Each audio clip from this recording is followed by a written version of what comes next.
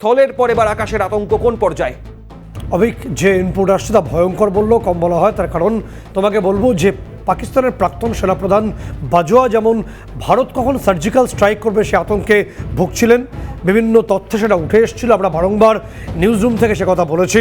ঠিক সেই আতঙ্কই যেন এখন বাংলাদেশের সেনাপ্রধান ওয়াকারুজ্জামানকে ঘিরে ফেলেছে বলে একটা বড় অংশ মনে করছে। আমরা অভিক স্ক্রিনে দেখাবো, তুমি যে তথ্য দিচ্ছিল দর্শকদের, আমরা সত্যের প্রতি একেবারে নিষ্ঠাবান। আমরা দেখাবো যে বাংলাদেশের আকাশ সীমায় এই মুহূর্তে, আমরা আগের দিন বলেছিলাম চট্টগ্রাম এবং যশোরের এয়ারবেসের সেখানে হাই অ্যালার্ট জারি করা হয়েছে। এই মুহূর্তে আমরা একদম নির্দিষ্ট ম্যাপ করে দেখিয়ে দিচ্ছি যে সকাল থেকে একদম সকাল থেকে বাংলাদেশের BB-2 জাতীয় যে ছোট বোমারু বিমান, ছোট বোমারু এয়ারক্রাফট যেটা বাংলাদেশে তৈরি করা হয়েছে, এই ছোট জাতীয় বোমারু এয়ারক্রাফট সেটা বাংলাদেশের যশোর এয়ারবেস থেকে ওড়া শুরু করেছে একাধিক।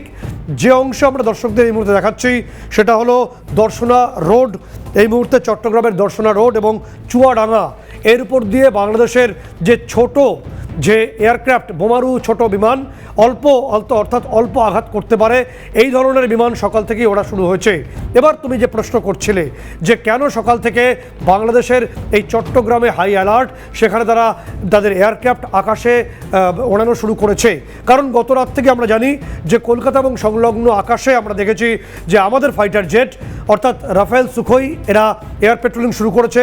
আজ সকাল থেকে একাধিক হেলিকপ্টার, আমরা আবারও বলছি টেকনিক্যাল কারণে অবস্থান বলবো না, শত্রু শিবির অনেক তথ্য পাওয়ার জন্য বসে আছে। সকাল থেকেই একেবারে নির্দিষ্টভাবে যেগুলো আমরা অত্যাধুনিক হেলিকপ্টার বলে থাকি সেগুলো ইতিমধ্যে এয়ার পেট্রোলিং শুরু করেছে। এগুলো তো ভারতবর্ষের নিজস্ব নিরাপত্তার বিষয়টি দেখভাল করার জন্য অবশ্যই আমরা করব, কিন্তু যে ছবির কথা বলবো, যে সনিক বুমের আতঙ্কে ইসলামাবাদ এখনও পর্যন্ত ভোগে, সেই সনিক বুমের ঘটনাটা কি? ঘটনাটা কিছুই নয়, খুব একটা অন্যরকম ঘটনার কথা দর্শকদের আজকে বলবো। এটা কয়েক বছর আগের মাত্র ঘটনা। MiG-25 এখনও পর্যন্ত সারা বিশ্বে এর চেয়ে বেশি ক্ষমতাসম্পন্ন দ্রুতগতির ফাইটার জেট আসেনি, ঘন্টায় 35,000 কিলোমিটার, এবং যদি সনিক বুম অন হয় তাহলে আরও বেশি, প্রায় 40,000 কিলোমিটার, মানে মিসাইলের গতি পেয়ে যায়। তোমাকে বলবো যে কয়েক বছর আগে ইসলামাবাদের আকাশ একেবারে চুপচাপ, গরমকাল, হঠাৎ আকাশ ভেঙে একদম বজ্রপাতের মতো শব্দ, সঙ্গে সঙ্গে পাক এয়ারফোর্স তাদের রাডার অন করে, রাডার অ্যাক্টিভ করার পর দেখা যায় যে একটা MiG-25 সেটা ভারতের আকাশসীমায় চলে গেছে, তখন তো কিছু করণীয় নেই। তারপর যে তথ্য উঠে আসে অনেকগুলো বছর পরে, সেটা ভারতীয় পার্ট থেকে উঠে আসে যে রাশিয়ার হাতে একমাত্র সারা বিশ্বে MiG-25 আছে, তারাই এটা উদ্ভাবন করেছিল, এবং এত ক্ষমতাসম্পন্ন এয়ার ফাইটার এখনও পর্যন্ত খুব কম দেশের হাতেই আছে। ভারতের কিছু গোপন ফাইটার জেট তাদের হাতে আছে, এবং ভারত সরাসরি এখনও পর্যন্ত কখনোই যে MiG-25 কতটা আছে, কি আছে তার উল্লেখ করেনি, এবং MiG-25 সেই সময় ভারতের হাতে ছিল, এবং তখন আমাদের কিছু তথ্যের প্রয়োজন ছিল, অর্থাৎ পাকিস্তানের ইসলামাবাদ এবং তৎসংলগ্ন অংশে জঙ্গি শিবির বা এই সমস্ত বিষয় নিয়ে। সেই দিন যে পাইলট গেছিলেন তিনি 90,000 ফিটে উঠছিলেন, অর্থাৎ অনেক উঁচু, এত উঁচুতে কোনো ফাইটার জেট উঠতে পারে না এখনও পর্যন্ত।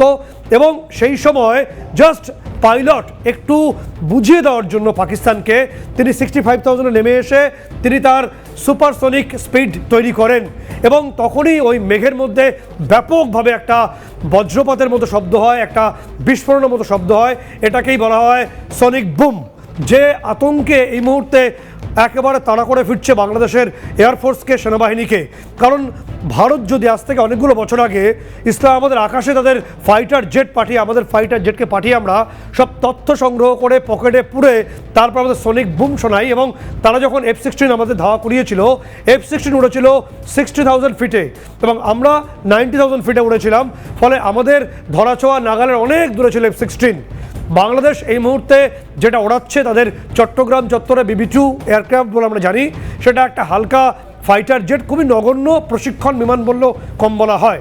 আমরা যে তথ্য দর্শকদের জানাবো আজকে, যে ইসলামাবাদের ঘটনার পরে এই মুহূর্তে দর্শকদের জানা উচিত যে গত রাত থেকেই কলকাতা এবং বাংলাদেশ এবং ভারত সীমান্তে যে আমাদের ফাইটারের এয়ার পেট্রোলিং শুরু করেছে, হেলিকপ্টার শুরু করেছে, আমাদের হাতে সুখোই রাফাল রয়েছে, এগুলোর নির্দিষ্টভাবে ক্ষমতাটা জানা উচিত দর্শকদের।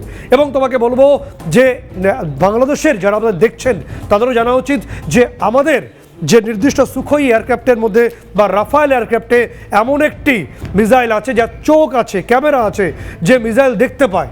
একদমই তাই, এই মিসাইল যেখানে আমরা টার্গেট করব ও নিজেই সিদ্ধান্ত নেবে এবং ওর ক্যামেরায় ডিসাইড করে নেবে যে টার্গেটটা কোথায় আছে। তোমাকে বলবো, আমি রাফায়েলের কথা বলছি, এই মুহূর্তে আমাদের আকাশে রয়েছে, আমি অবস্থান বলবো না। এবং রাফায়েলের ক্ষেত্রে আমরা স্ক্রিনে দেখাবো অন্তত 4 ধরনের মিসাইল আমরা ব্যবহার করি। একটা হচ্ছে মিসাইল, তোমাকে বলবো যে মাইকা এয়ার টু এয়ার, এটা আমরা এয়ার স্ট্রাইক করতে পারি। এবং যেটা বলছিলাম, যে মিসাইলের চোখ আছে, যে দেখতে পায়, যে মিসাইল যদি রাফায়েল এই মুহূর্তে বাংলাদেশের কোনো একটি অংশে বাধ্য হয় সেটাকে চালাতে, সে নিজের চোখ দিয়ে দেখে আক্রমণ করবে। সেই মিসাইলের নাম হলো scalp shadow storm. Scalp shadow storm এই মিসাইলটির নিজস্ব চোখ পর্যন্ত আছে। এটাই বলা হয় বিমান বাহিনীর ক্ষেত্রে, বা যারা আমাদের নির্দিষ্টভাবে সৈন্য, আমাদের সেনাবাহিনীর মধ্যে এটা বলা হয়, মিসাইলেরও চোখ থাকে। অর্থাৎ দেওয়ালের যেমন কান থাকে, মিসাইলেরও চোখ থাকে। হ্যামার রয়েছে এয়ার থেকে গ্রাউন্ডে অ্যাটাক করার জন্য। এবং একটি অত্যাধুনিক মিসাইল রয়েছে রাফায়েলের মধ্যে, তা হলো মেটিয়ার। মেটিয়ার এই মিসাইলটি রাফায়েলের সঙ্গে একেবারে অ্যাটাচ করা থাকে এবং এর পাল্লা হলো 300 কিলোমিটার, যেখানে এই মুহূর্তে আমেরিকার এই ধরনের মিসাইলের পাল্লা মাত্র 160 কিলোমিটার। অন্যদিকে সুখোই রয়েছে, সুখোইয়ের পাল্লাও তুমি জানো, সেখানে অন্তত 9টি মিসাইল সুখোইয়ের সঙ্গে অ্যাটাচ করা রয়েছে। তার মধ্যে রুদ্রম 1 এবং রুদ্রম 2। রুদ্রম 2 যখন প্রবেশ করবে কোথাও, তখন সে এন্টার এরিয়ার যে র্যাডার, অর্থাৎ বাংলাদেশ এই মুহূর্তে কিছু র্যাডার অন করেছে, তার মধ্যে M80 বলে একটি র্যাডার তারা অন করেছে যশোর এবং চট্টগ্রাম চত্বরে। এই র্যাডারের রেঞ্জ হচ্ছে মাত্র 50 কিলোমিটার। এই M80 র্যাডারের মতো ছোটোখাটো র্যাডারকে এরা পাত্তাই দেয় না, কিন্তু রুদ্রম 2 সহজেই এটাকে নাস্তানাবুদ করতে পারবে। ছবিতে আমরা দেখাবো যে আমাদের বর্ডার জোনগুলোতে যে গাড়িগুলো আমরা দেখেছিলাম, এগুলোকে বলা হয় হিমশক্তি এবং সাময়িকতা। আমরা এর আগে দেখিয়েছি এই হিমশক্তি এবং সাময়িকতা একেবারেই আমাদের নিজস্ব তৈরি, এটা DRDO তৈরি করে। এবং এর মূল কাজ হলো, যখনই আমরা বর্ডার জোনে আমরা ধরে নিলাম যে যুদ্ধ পরিস্থিতি তৈরি যদি হয়, ভারত কখনোই যুদ্ধ করতে যাবে না আগ বাড়িয়ে, কিন্তু বাংলাদেশ। তোমার এই কথা সূত্র ধরে আমি একটা প্রশ্ন রাখবই, তার কারণ এখনো 72 ঘন্টা হয়নি ভারতের বিদেশ সচিব বিক্রম মিস্ত্রির সঙ্গে সে দেশের বাংলাদেশের বিদেশ সচিব, পররাষ্ট্র সচিব মোহাম্মদ জাসিমউদ্দিনের যে বৈঠক, এবং সেই বৈঠকে বারংবার সদর্থক বার্তা দেওয়ার পরেও বাংলাদেশের যে মনোভাব প্রকাশিত হয়েছে, তার পরিপ্রেক্ষিতেই কি ভারতের এই প্রস্তুতি? তার কারণ অনেক বোঝানো, অনেক সখ্যতা, অনেক যাবতীয় সমস্যা সমাধানের জন্য বার্তা দেওয়ার পরও বাংলাদেশ কোনো মতেই শুধরাচ্ছে না বলেই কি এই প্রস্তুতি ভারতের? একদমই তাই। কারণ তুমি দেখবে যে গতকাল লং মার্চ হয়েছে, এরপর আরও মার্চ হবে, সেগুলো কোন পর্যন্ত পৌঁছবে এবং তার যে অভিঘাত কী হবে তা তো ভারত জানে না। ফলে ভারত তার নিজস্ব জনপদকে বাঁচাতে, তার সমৃদ্ধিকে অক্ষুণ্ণ রাখতে অবশ্যই তার মতো করে ব্যবস্থা নেবে। এবং এই নেওয়ার মধ্যে সারা বিশ্বে কেউ কোনো অপরাধ দেখতে পাবে না, এটা নিশ্চিতভাবেই আমরা বলে দিচ্ছি। তো যে বিষয়টা তৈরি হয়ে রয়েছে, যে সেই কারণেই তোমাকে যে তথ্য জানাচ্ছিলাম, যে বর্ডার জোনগুলোতে আমরা যে প্রদর্শন এখনো পর্যন্ত করতে পারি তা হলো হিমশক্তি এবং সাময়িকতা।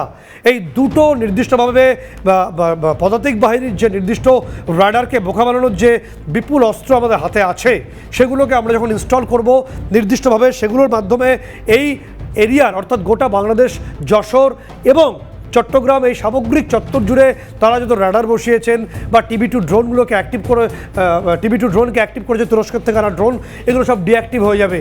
এটাকে আজকের দিনে বলা হয় EW, অর্থাৎ ইলেকট্রনিক ওয়্যার।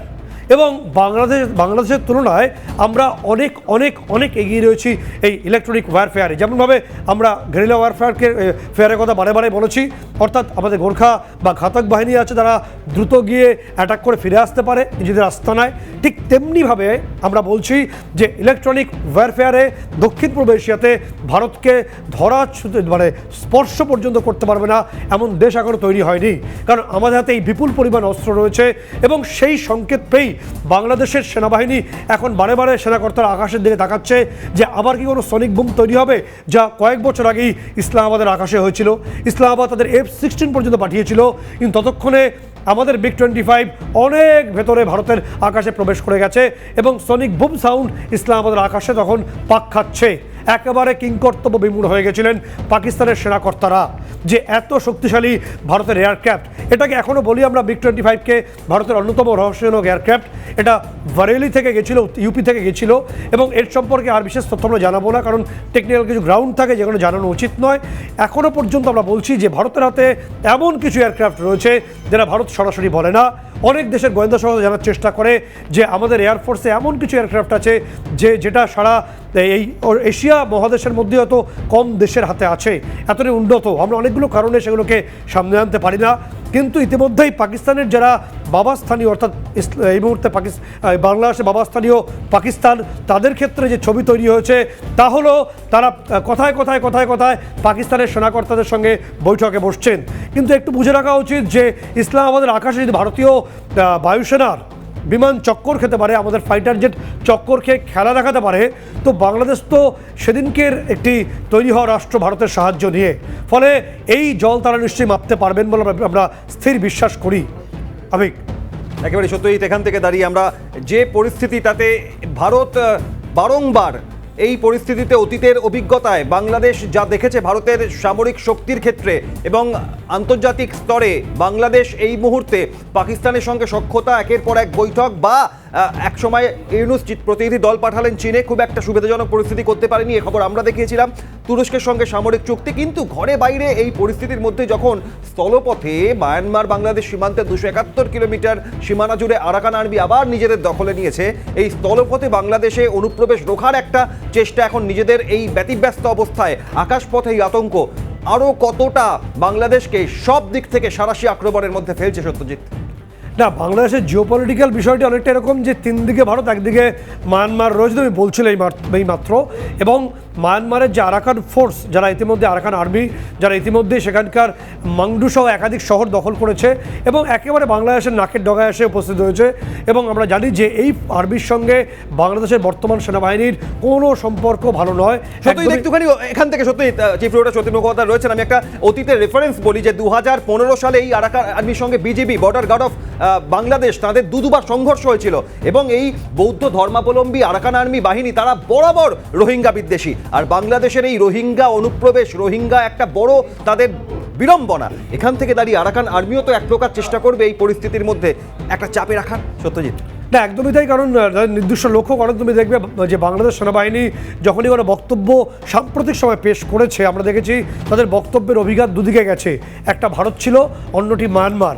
অর্থাৎ তারা বলেছে যে ভারতকে যেমন প্রতিহত করতে হবে বিভিন্নভাবে, একটা দেশের সেনাবাহিনী সরাসরি প্রায় বলেই ফেলেছে ভারতের নাম, সবথেকে বড় প্রতিবেশী আমরা তাদের, অন্যদিকে মায়ানমারের নামও তারা বারংবার বলেছে। এর দুটো অর্থ হয় যে মায়ানমারকে বাংলাদেশ থ্রেট হিসেবে দেখছে, এবং তুমি জানো যে মায়ানমারের তরফে তাদের বিমান বাহিনী একাধিকবার বাংলাদেশের আকাশসীমা লঙ্ঘন করেছে, সে কারণে তারা আতঙ্কিত হয়ে রয়েছে। এবার আকাশসীমার পর মায়ানমারের সেখানকার যে আর্মি, অর্থাৎ তাদের মায়ানমার আরাকান আর্মি, তারা ইতিমধ্যে একেবারে তাদের স্থল সীমার কাছাকাছি উপস্থিত, অর্থাৎ দুয়ারে চলে এসছি বলা চলে। দুয়ারে মায়ানমার আর্মি বললে কেউ ভুল বলবেন না, অন্তত এমনটাই মনে হয় পশ্চিমবঙ্গের বাড়ি থেকে বললে তো কেউ ভুল বলবেনই না।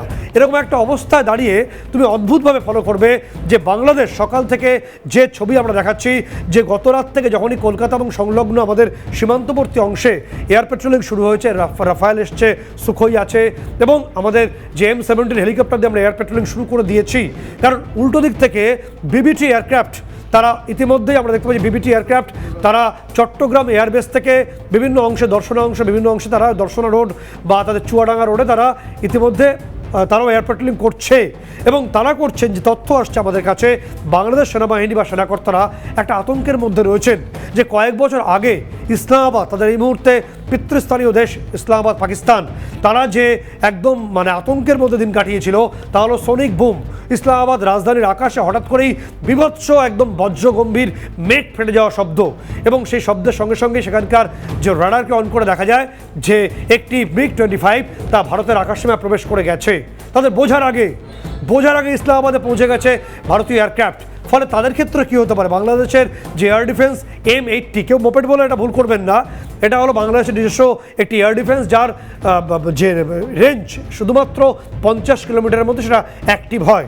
আমাদের S-400 রয়েছে 600 কিলোমিটার, এছাড়া আমাদের MR SAM রয়েছে, আরও অনেকগুলো আমাদের এয়ার ডিফেন্স সিস্টেম রয়েছে যেগুলো প্রত্যেকই ক্ষমতাশালী।